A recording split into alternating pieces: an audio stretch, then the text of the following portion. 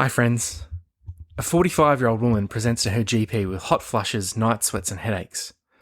Physical exam is remarkable only for a blood pressure of 162/82. Perimenopause was the suspected diagnosis and investigations were ordered. These were notable only for a mild hypokalemia. While further investigations for suspected primary hyperaldosteronism were pending, the patients started doing their own research. A cause of high blood pressure and low potassium jumped out at them. They discovered that licorice could cause high blood pressure. The patient had been drinking up to 6 cups of licorice tea a day for the past year in an effort to reduce their caffeine consumption. They stopped their licorice consumption, and the blood pressure and potassium levels returned to normal. This real case was described by Emily Alcock and James Cowdery in BMJ case reports in 2015. Licorice consumption can be a sneaky cause of high blood pressure. Doctors often don't think to ask about it, and patients may not think that it's relevant to mention. But how does licorice lead to a high blood pressure? I'm Jake Leonard, and this is Medium Yield. This episode is recorded on Ngunnawal country. This episode does not contain any medical advice. If you have a medical concern, seek your own medical attention. Let's get into it.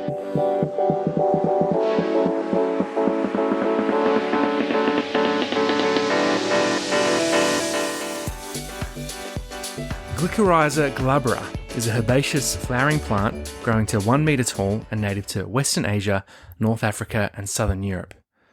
The word licorice is derived from glycyrrhiza. Glycyrrhiza is from the Greek for sweet root, and the sweet root of this plant has been used for centuries to flavour tobacco, foods, confectionery and teas, as well as for medicinal purposes.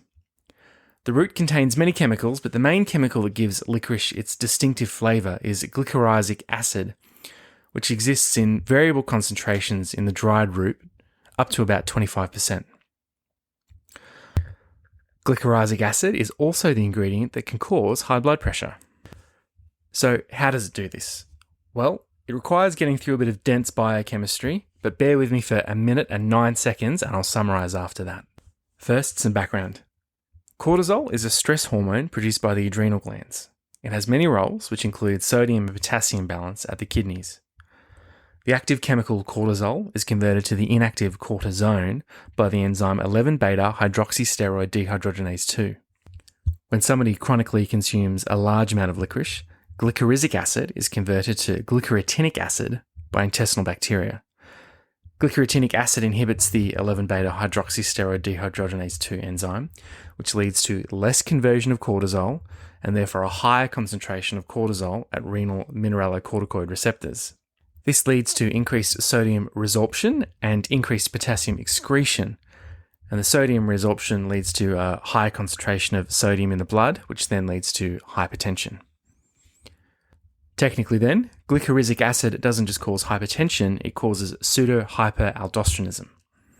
A patient with this condition might have high blood pressure and low potassium. Levels of renin and aldosterone would be suppressed, and they would have a decreased ratio of urinary cortisone to cortisol. That's the dense biochemistry done. In summary, glycyrrhizic acid reduces the body's excretion of salt, which then causes blood pressure to go up. Another quick case illustrates some of this. Ravi Varma and Callum Ross report in the Journal of the Royal Society for Medicine the case of a 70-year-old woman who presented to a hospital medical unit with a systolic blood pressure of 200. Her potassium was low at 2.4. She had no relevant family history or medications that might explain this. She was managed acutely with supplementation of potassium and spironolactone. Blood work later showed suppressed renin and aldosterone. At later follow-up, her renin and aldosterone had returned to normal, and it was discovered that the patient had been drinking 6 tea bags a day of licorice tea for a year, stopping shortly before her initial admission. Her blood pressure and other markers eventually returned to normal, and the patient was advised to not resume her licorice tea habit. You may have noticed that in both these cases, it was licorice tea that was the culprit. Just how much licorice do you need to consume before it becomes a problem? I couldn't find an Australian guideline, but European guidelines suggest an upper limit of 100 milligrams a day, and in the UK, products with more than 50 milligrams of glycyrrhizic acid require a warning label. Some licorice teas contain 100 milligrams of glycyrrhizic acid, so consuming multiple bags a day for a long period can certainly cause effects. High consumption of licorice confectionery could plausibly cause a similar effect, but many licorice-flavoured lollies, like black jelly beans, are strongly co-flavoured with aniseed, so the amount of glycyrrhizic acid is relatively low. How is licorice-induced pseudo-hyperaldosteronism treated? Well, as in the cases described above, the initial treatment involves cessation of the consumption of licorice and supportive therapies like correction and monitoring of electrolyte abnormalities. The activity of 11-beta hydroxysteroid dehydrogenase 2 recovers after a couple of weeks, and levels of renin and aldosterone return to normal after a few months.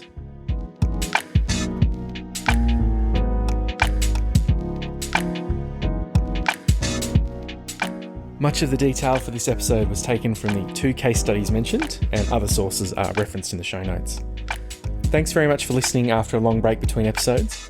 I've had some big personal changes, so my spare time is a bit limited. I make no promises as to how frequently I may get episodes out, but I really enjoy putting them together, and I have a couple of episodes in the works, and I hope you'll join me for those once they come out. See ya!